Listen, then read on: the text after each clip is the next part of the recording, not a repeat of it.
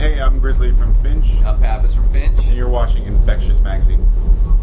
Alright, now this isn't your first time on the tour, right? No, this is our second time, actually. Okay. So is this year different at all? Like anything you prepared for this year that you felt totally unprepared for the first year? I definitely sort of know how to be on Warped Tour now. How to tour in general. At that point, when we did Warped Tour last time, we were not novices, but it was earlier in the touring career. Nowadays, this sort of thing's all kind of whatever. You get up early to use a clean porta potty. Yes. You wait until the end of the day to take a shower. Yes. Because you'll just be filthy and caked with dirt. Baby wipes. Baby wipes are crucial. Yeah. Get in line early for catering. Or super late. Or Get on super the tail late. of it. So there's certain rules with Warped Tour. Also, don't piss off production. Never piss off anybody from production, or you won't get your beer. You'll have to close or open the show every day.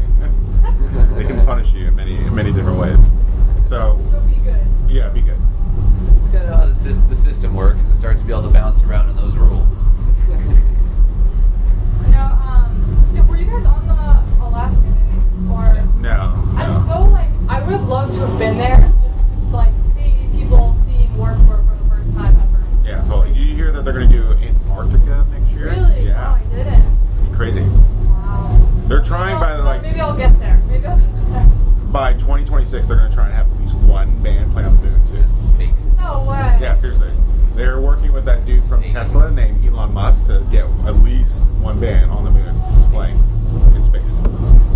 Ask Kevin Who's gonna Lyman. watch it? Ask Kevin Lyman. Well, it's going to It'll be be live stream. Yeah, we got live stream. Yeah, we go great. Like 2026. Lonely up there. You know what I mean? Just playing to no. I can't even imagine. That's Some people are crazy. into that. I don't know. I would watch it for sure. Put a man on the moon? But- Fuck that. Put a band on the moon. Yeah, right? Yeah, seriously. Higher standards. 2026. You recently performed What It Is to Burn in full on your 10-year anniversary tour. What band would you love to see play one of your favorite albums live? I would love to see Deftones play White Pony from beginning to end. I would take a Nirvana with just give me any of it. I don't care. Just play like real Nirvana, not any of the things that have been happening. Is this alive or dead?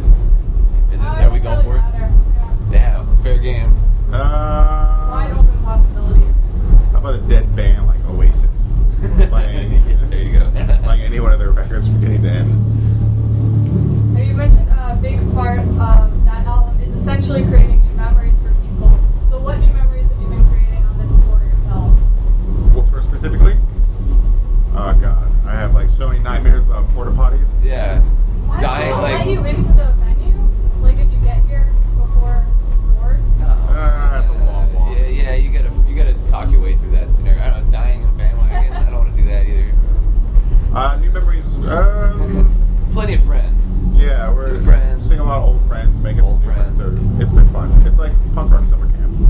Oh, that's the first time any of us said it in interviews. Maybe.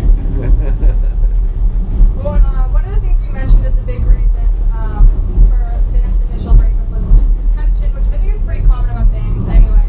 What advice would you give bands, particularly those just starting out, that are embarking on even just short-term tours around the West Coast and East Coast, to basically not kill each other? I would say keep an open line of communication. That's the biggest thing. I think most time what causes stress is the lack of communication. Someone just getting annoyed over taking their favorite spot on the bus or the van or something, and then it just brews and it gets to a stupid level. So just Try to talk about stuff. Be an adult, Yeah. try to keep stuff a little organized as well. That way you can not have to even get to the point. Everybody knows what's supposed to go down and knows what we're doing.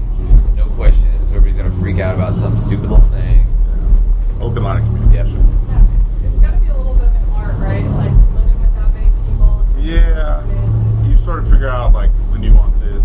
Yeah. You understand who has to be babied in your van or babysat and stuff. Who has IBS and needs constant access to a toilet. Baby wipes once again. Porta potties, Yeah. Yes.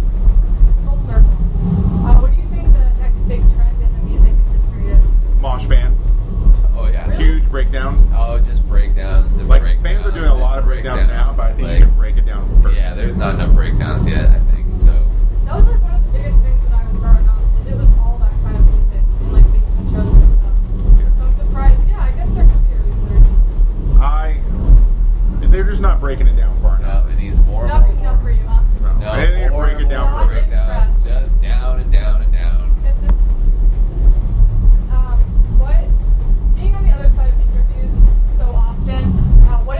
have for aspiring music journalists? Know what you're talking to and what you're talking about. Yeah, I would also kind of recommend not using note cards. What? Yeah. Falls back to the first point. Why? The best interviews are interviews that feel like a conversation instead of an interview. So I would say make your cards, get ready, and then Like public speaking, right? yeah, and then chuck them, and then just sort of go from memory and have a conversation with the artist. A good human dialogue is sometimes better, you know? Yeah, that makes sense.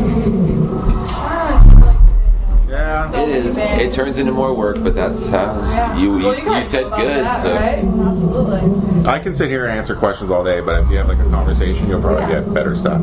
Yeah, absolutely. I definitely buy into that. And then what's next for the band? Next for the band is new record, and then